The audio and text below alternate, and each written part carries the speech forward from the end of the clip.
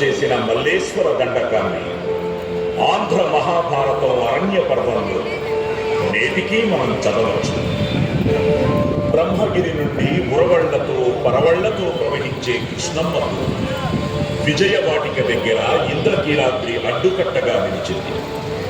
కృష్ణమ్మ ప్రార్థనతో, దేవతల సూచనతో చిన్న సొరంగాన్ని దారిగా ఇచ్చాడు కీలుడు. కృష్ణమ్మ ఆ సొరంగం నుంచి మహోద్భుతంగా ప్రవహిస్తూ అడ్డుగా ఉన్న కొండ భాగాన్ని బ్రద్దలు కొట్టి ముందుకు దూకింది. బద్దలు కొట్టబడిన భాగం కొంత దూరం వెళ్ళి ఆగింది. అది యనమల కుదురు కొండగా నేటికీ పిలువబడుతుంది. ఇక్కడ నుండి కృష్ణ నిర్నిరోధంగా అప్రతిహతంగా ప్రవహించి పులిగడ్డ దగ్గర 2 పాయలుగా చీలి సముద్రంలో సంగమిస్తుంది. కృష్ణా సాగర సంగమ ప్రదేశం అతి పవిత్రం, అత్యంత పుణ్య సముపేతం. పౌరాణికంగా చారిత్రకంగా ప్రసిద్ధి పొందింది విజయవాడ.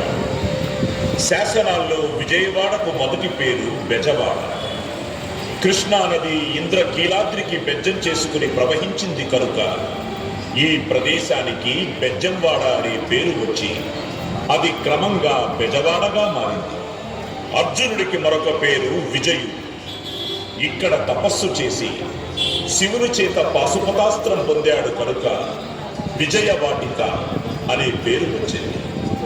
పల్లవరాజైన మాధవవర్మ ధర్మ నిరతికి సంతసించి దుర్గా మల్లేశ్వరుడు కనకవర్షాన్ని కురిపించారు కనుక కనకపురి అని, అమ్మవారు శత్రువులను జయించింది కనుక జయపురి అని పేర్లు ఏర్పడ్డాయి.